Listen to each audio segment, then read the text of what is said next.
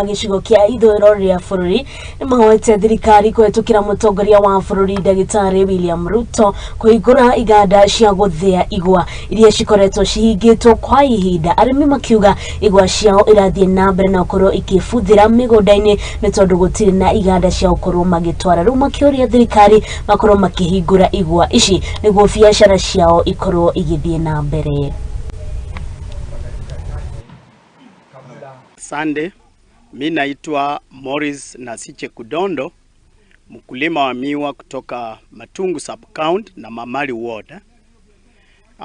Kitu ambayo imetuumiza kama watu wa Western sana ni kuhusu kufunga kwa factory za kusiaga miwa.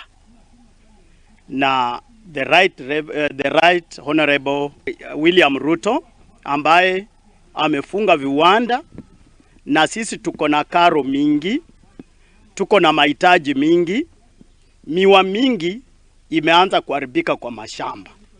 Ombi langu ni kwa rais ya kwamba afungue viwanda, miwa ambayo tuko nayo kwa mashamba ikatwe isiagwe ili tuwe na sukari.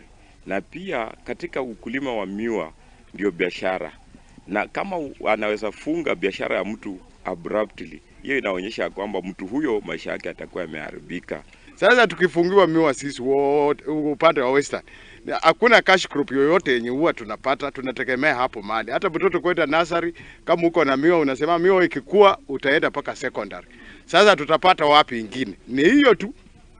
Millers wakiendelea kuwa in place, wakiendelea kukata miwa, inakuwa ni afueni sana kwetu sisi kwa sababu inatusaidia katika mahitaji yetu.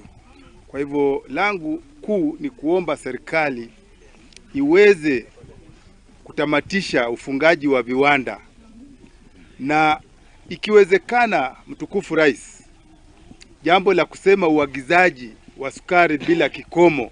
Na West Kenya ndio kampuni pekee yake katika nchi hii yetu ya Kenya ambayo inalipa mkulima kwa shilingi 5,500 kwa tani moja ya miwa. Sasa hatujui kwa nini rais umefunga mambo ya miwa, na hali miwa zetu ziko kwa shamba na tunataka tuvuniwe hizo miwa tuweze kupata mapato kwa maisha yetu. Kwa hivyo tunaomba hivi kwamba ile miezi 4 ambayo umeweka ni miezi mingi sana, kwa maana tuna mambo mengi yanaweza kufanyika kwa hiyo miezi 4. Na tukaikio